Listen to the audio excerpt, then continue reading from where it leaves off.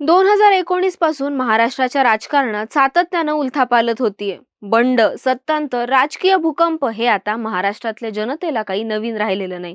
असं असतानाच आता आणखी कोणता राजकीय भूकंप होणार का, अशी चर्चा पुन्हा एकदा राजकीय वर्तुळात रंगू लागली.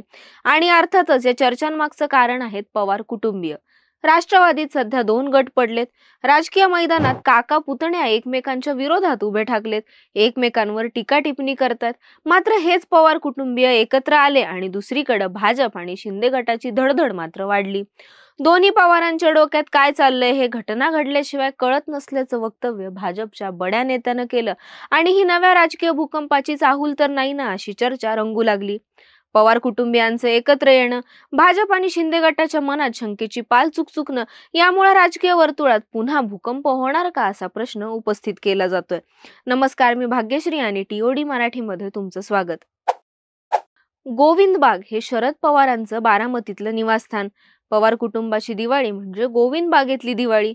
पाडव्यानिमित्त गोविंद बाग इथं राज्याच्या कानाकोपऱ्यातून कार्यकर्ते, नेते, लोक शरद पवारांच्या भेटीसाठी येतात. शिवाय पवार कुटुंबीय सुद्धा पाडव्याच्या निमित्तानं दरवर्षी गोविंद बागेत एकत्र जमतात. पण राष्ट्रवादी काँग्रेस पक्षामध्ये फूट पडल्यापासून शरद पवार आणि अजित पवार हे दिवाळीसाठी एकत्र येणार का, असा प्रश्न जवळपास सगळ्यांनाच पडला होता. पण पाडव्याच्या दिवशी सकाळी आयोजित केलेल्या कार्यक्रमाला सुनेत्रा पवार उपस्थित असल्या तरी अजित पवार मात्र गैरहजर होते. अखेर संध्याकाळी उशिरा अजित पवारही गोविंद बागेत दाखल झाले आणि राजकीय चुली वेगळ्या असल्या तरी पवार कुटुंब एकत्र असल्याचं त्यांनी दाखवून दिलं.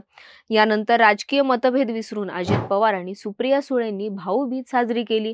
भाऊबीज सणानिमित्त अजित पवारांच्या काटेवाडी इथल्या निवासस्थानी सुप्रिया सुळेंसह सर्व बहिणी जमल्या होत्या. यावेळी सर्व बहिणींनी मिळून अजित पवारांना ओवाळलं. अजित पवारांसह त्यांचे बंधू श्रीनिवास पवार यांनाही बहिणींनी औक्षण केलं. थोडक्यात काय तर सगळे राजकीय मतभेद विसरून दिवाळीच्या निमित्तानं संपूर्ण पवार कुटुंब एकत्र जमलं होतं. पण यावरून भाजप आणि शिंदे गटाच्या मनात मात्र शंकेची पाल चुकचुकली.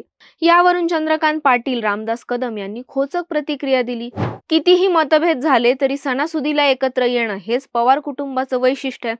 मतभेदानंतर पवार कुटुंब वेगळं होतं, पण अशा कार्यक्रमाला नक्की एकत्र येतात. पवार कुटुंब एकत्रित आलं म्हणून मागचे मतभेद विसरले असं नाही.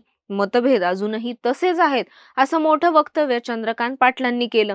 इतकंच नाही, पण अजित पवार गोविंद बागेत जाणारच असतात, ते जातात. दोन मोठे पवार जे आहेत, अजित पवार आणि शरद पवार, त्यांच्या डोक्यात काय सुरू आहे हे घटना घडल्याशिवाय कळत नाही, असंही चंद्रकांत पाटील म्हणाले. चंद्रकांत पाटलांच्या या वक्तव्यामुळे अनेकांच्या भुवया उंचावल्या. शिवाय अजित पवार राजकीय दृष्ट्या अतिशय चतुर, चालाख आणि धूर्त आहेत. ते पोटात काय आहे ते ओठावर येऊ देत नाहीत, असंही चंद्रकांत पाटील एका वृत्तवाहिनीशी बोलताना म्हणाले.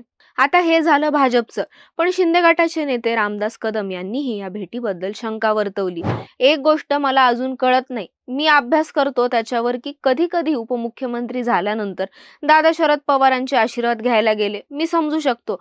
पुन्हा काल दिलीप वळसे पाटील साहेब गेले, अजितदादा पण आशीर्वाद घ्यायला गेले, तटकरे साहेब पण आशीर्वाद घ्यायला गेले, इथून ते शहा साहेबांना भेटले, दिल्लीत गेले. हे मला काही नेमकं कळत नाही, याचा अभ्यास करतोय, असं कदम म्हणाले. तर अजितदादा येत्या काही दिवसांमध्ये फटाका फोडतील. दादा सकाळपासून रात्री काय करू शकतात, सकाळी 6 वाजता पण ते शपथ घेऊ शकतात, त्यांचे आमदार कधीही आंदोलन करू शकतात, कधी शरद पवार साहेबांचे जाऊन आशीर्वाद घेतात, कधी दिल्लीला जातात. दादा दादा आहेत, असंही कदम म्हणाले. पण त्यामुळे राजकीय वर्तुळात अजून काही चमत्कार होण्याचं बाकी आहे का, असा सवालही आता उपस्थित केला जातोय.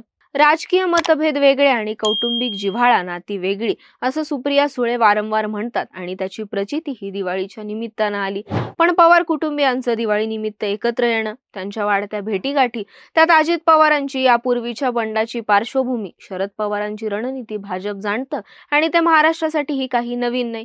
यामुळेच कुठेतरी भाजपची धाकधूक वाढल्याचं पाहायला मिळतंय. त्यात भाजप आणि शिंदे गटाच्या नेत्यांकडून आलेल्या प्रतिक्रियांमुळे यावर अनेक तर्कवितर्कही लावले जातात. पण या सगळ्याचा राजकारणावर काही परिणाम होईल असं आपल्याला वाटतं का? तुमची प्रतिक्रिया कमेंट करून सांगा आणि अशाच व्हिडिओसाठी टाइम्स ऑफ डेमोक्रेसीच्या YouTube चॅनलला सबस्क्राईब करायला विसरू नका. राजकारणाचं अचूक विश्लेषण आणि ताज्या घडामोडींचे विश्वसनीय व्यासपीठ टाइम्स ऑफ डेमोक्रेसी टीओडी मराठीच्या सर्व डिजिटल प्लॅटफॉर्म्सना लाईक, शेअर आणि सबस्क्राईब करा. तसंच नोटिफिकेशन्स मिळवण्यासाठी बेल आयकॉन प्रेस करायला विसरू नका.